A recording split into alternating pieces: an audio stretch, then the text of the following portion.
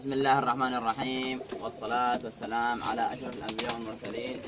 أما بعد، سوف نتحدث اليوم في هذا المقطع عن الحمام الذي اشتريناه جديد بالأمس. اشترينا هذا الزوج بالأمس، حمام قلاب جوي من المستويات المحترمة، ويعني مستوى فوق المتوسط، حافي بدون شراب بدون برنيطة، لون أسود ذنب أبيض، يعني يلعب له في الجو حوالي 6 إلى 7 لعبات، يعني لعب محترم.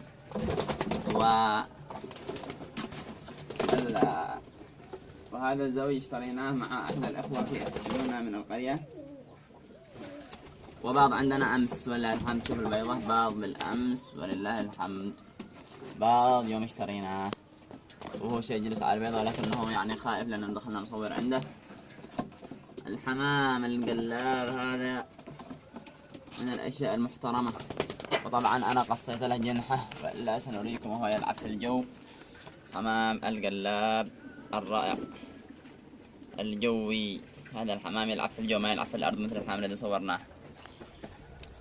فهذا الزوج اشتريناه بالأمس، أخذناه من عند أحد الإخوة، زوج والأنثى عليها البايضة وباضت ولله الحمد المنة.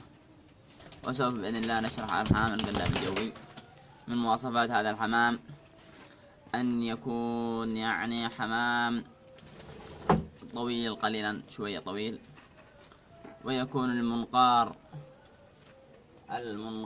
تبعه يكون على حسب اللون. إذا كان لون أسود يكون أسود في اللون الأسود، وفي الألوان البيضاء يأتي لونه أبيض. وإنتاجه سريع جدا، هذا النوع إنتاجه سريع. أخذته منه يعني من فوق زغاليل عمر 25 يوم و20 يوم، بدأت تأكل لوحدها، فأخذته من عند الزغاليل. وبعض عندي زغاليل في عمر هذا الزغلول، أخذناه في عمر هذا زغلول من زغاليلنا. أخذنا الزوج ذا من عند هذا الزغلول، يعني من عند زغاليل في عمر هذا الزغلول بفضل الله. وهذا هو الحمام الذي اشتريناه.